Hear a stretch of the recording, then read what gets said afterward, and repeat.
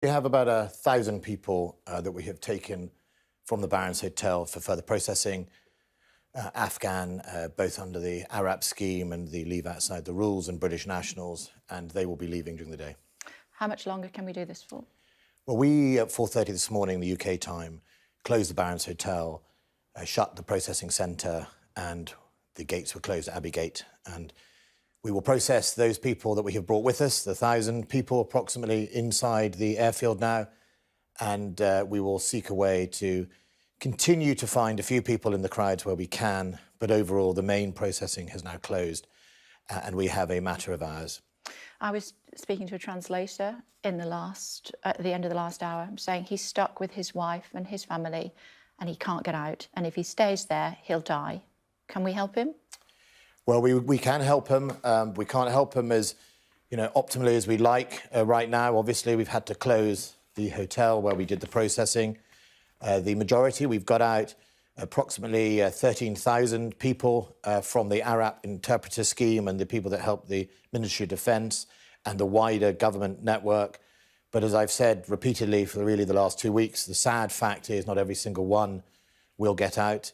We will make sure that we have our visa processing centres, or indeed our enhanced capabilities in around the region and those neighbouring countries, and people who should make their way to that third country, and we will process them. How hard is that going to be for them? It depends where they are. It also depends, I think, in the roles they're in, and we will give them advice about how they can make their way somewhere, but also how they can look after themselves at the moment. But at the same time, as the G7 said, we're going to work quite hard with the international community to put pressure on the Taliban to honour, the international obligations of Afghanistan, to make sure that we give those people as much as possible a safe passage, and we do our very best by them. It does look like it's one of our planes. You were telling me that if they've got a white stripe on the back, then that's an American plane. That doesn't look as though it does. When you see that go up into the air like that, it means another several hundred people coming back to the UK. That must give you some satisfaction. Look, I think we've had almost one of the biggest airlifts of a generation. Extraordinary amount of effort by the RAF and our forces at risk. And when we went 2 weeks ago under pitting on the 14th of August, we went specifically for this purpose. We weren't there to do other tasks. We were there to secure the airport and to get as many people out as possible. And it's heading towards nearly 16,000 overall since April, and nearly 14,000 since 14th of August. That's nearly 1,000 people a day, both British nationals and Afghan refugees to some extent, or certainly Afghans who helped us throughout the process. It does, but it doesn't temper the overall feeling about what we're doing, leaving Afghanistan after 20 years, and nor does it sort of temper the fact there are still people that are going to be in Afghanistan that we couldn't get out. Given that you've closed the processing centre now, not least because there was an explosion outside the hotel, which is where one of the processing centres was, how many more planes before that's it? I don't know the slots, but roughly they were running at 8, 9 a day, UK planes. You saw those big planes there taking off the C-17s. We could, if we have to, vary the number of people allowed in it. We could break all the regulations. I authorised early on a loosening of the regulations so we could pack people in if we had to. That was, the risk I thought was the right to take, so we can do that.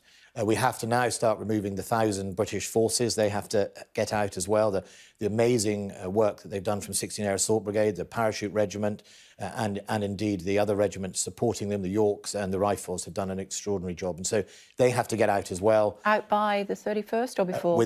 Before. I'm not going to give you for operational reasons the actual date, but the US have been very clear they're going to leave on the 31st of August. The one thing I would... We're moving out before then? Yeah, we have to. They will be the last people out. And my thoughts today are with the families of the 13 US soldiers killed yesterday, and indeed the approximate 80 to 90 Afghans killed as well. Those are, we shouldn't forget, with all the turmoil that we see in the United States at the moment, the US put the overwhelming force into that airport to help us secure it. About 5,000 to 6,000 troops, and it is US troops who died yesterday protecting that operation. And I think we have to be thankful for that and grateful that they have enabled us to do much of what you're seeing on the telly. And should we grieve for the Taliban fighters that died as well? I grieve for all loss of life that is unnecessary. I think it is pretty awful what has happened to Afghanistan in 50, 60 years, both with the Soviet invasion, its poverty, the death we've seen on the streets, the huge loss of life of the Afghan army. We shouldn't forget the brave Afghan army that stood in front of the Taliban lost nearly 70,000 people fighting them. And I think we shouldn't forget that. And the Taliban have been our adversary, have been our enemy over those last 20 years. They have killed, over 400 British soldiers in actions.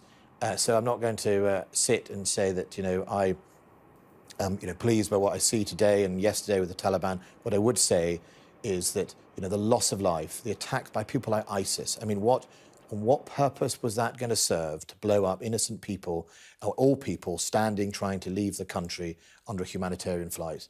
That is a truly evil spectre that we face in the name of ISIS. It's why ISIS is something we take on all over the world where it poses an imminent threat to the United Kingdom. What's intelligence saying about any other threats in the next couple of days or so? Well, the threat is obviously going to grow the closer we get to leaving. I think in a generic form, the narrative is always going to be, as we leave, certain groups such as ISIS will want to stake a claim that they have driven out the US or the UK. And I think what I should make clear to your viewers is that we closed the Barons Hotel almost exactly on schedule. The explosion was horrendous, but it didn't hasten our departure. We were going last night.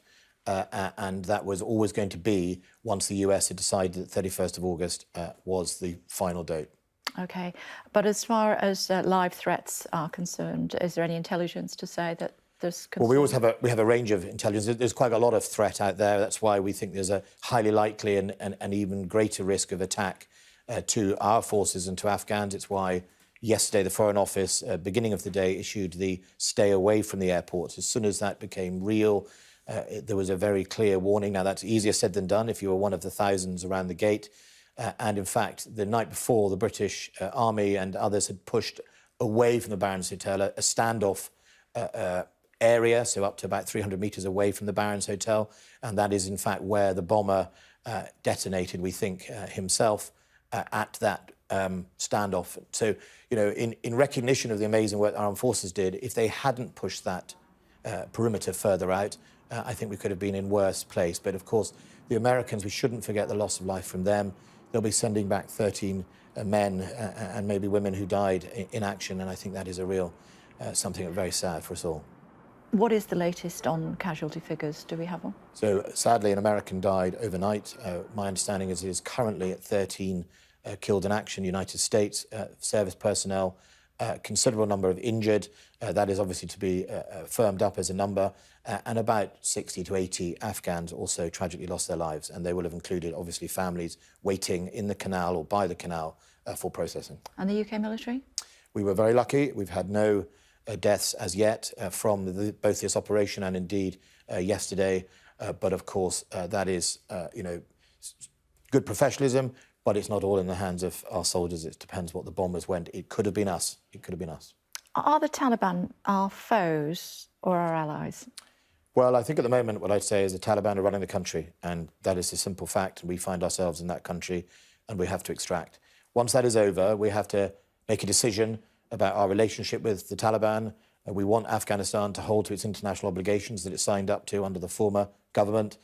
We want to make sure that the Afghan government or regime that it becomes doesn't host al-Qaeda, does something about ISIS, and lives to its actions, that it proves with its actions that its new words mean something.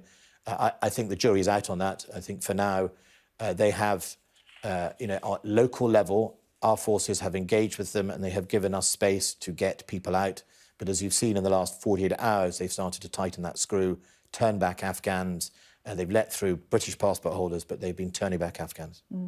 A couple of points before I let you go. I know you're very busy this morning. The US has said that it's sharing intelligence with the Taliban, including biometrics, to try and find out what's getting people in and also concern about further attacks.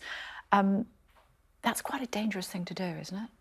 Well, I can't speak for another country. What we do what I'm saying in our is country, that what we would do? in our country, the rules of how and who we share intelligence with are guided by regards for human rights. We are very cautious about how we share intelligence with a nation who doesn't have the same human rights standards with us.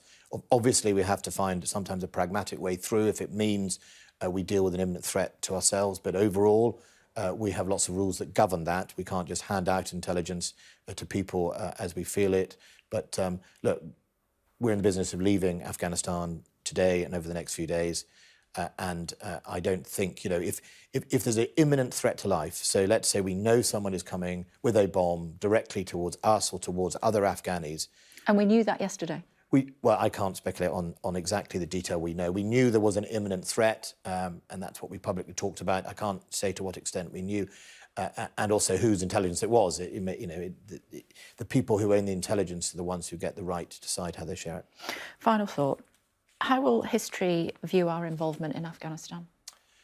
I think history is going to view, actually, this century's involvement in the early part of this century is asking the West the question, which is, the West seems to think it fixes problems rather than manages problems. The West seems to think it flies in, does a few things, and everything's going to be all right. And you don't fix problems like Afghanistan, 1,000 years of tribal fighting, war. You manage them, and if you wish to engage in nation building or supporting a nation, you're probably best off doing it as a international body. Now, we did it as NATO, but I think you're best off doing that, and you need to be prepared there for the long run. We were in Germany. Tom Tugendhat, my colleague who chairs the Foreign Office Committee, he talked about how long we were in the Cold War. They're long things, they're long events, and you should be prepared to do that. And I think that's the lesson. And if not, then find another way. And has our relationship with the United States been damaged as a result of what's happened? No, I mean...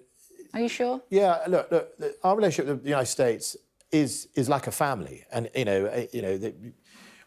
we have siblings, we are friends, we have, at all levels of the relationship, we have those type of cultural ties and friendships. And that's the real, in my experience, special relationship.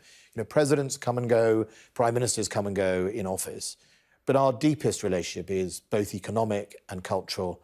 And that if I go tomorrow to any American headquarters, whether it is in Hawaii, where I visited in the earlier part of the summer, you'll find one or two Brits right in the heart of their headquarters working alongside the United States. You and I won't know their names.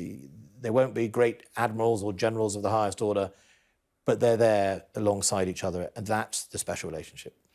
It's great to talk to you. I know you've got a busy morning, so I must let you go. Thank you very much Thank indeed. And thanks for talking us through the planes leaving at Kabul airport. Thanks.